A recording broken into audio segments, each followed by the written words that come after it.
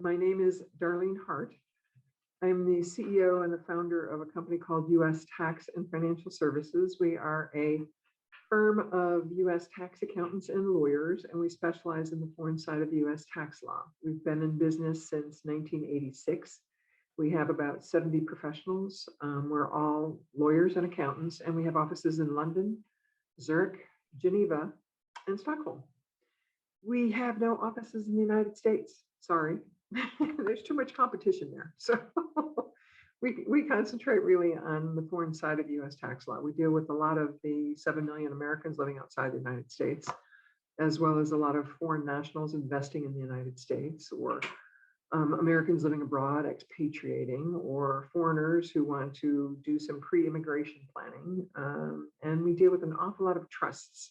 And I would say about 45% of our gross revenues is tied to funds and corporate work. So we do an awful lot of partnership fund, private equity, VC fund, and corporate work, US corporate work. But it's all the foreign side of the US tax law. So what I have been asked to speak about would be offshore pensions. A lot of Americans set up asset protection trusts outside of the United States, and we do a lot of the compliance for those. And for those 7 million Americans living outside the United States, and a lot of Americans living in the United States who have at some point in time lived abroad, there are an awful lot of pension trusts that we advise on setting up the pension trusts, as well as the compliance, the annual compliance for those pension trusts.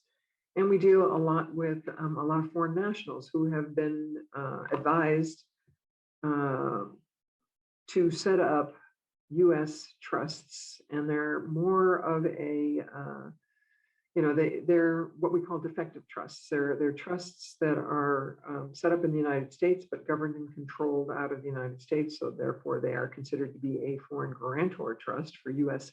tax purposes, not subject to U.S. income tax. But a lot of times they put structures together where they have a U.S. LLC owning their foreign assets. And because you have a foreign-owned U.S. LLC, you now have filing requirements. So if you want to get away from U.S. filing requirements, you don't use U.S. LLCs. I'm sorry. You use those in the United States. You don't use those abroad.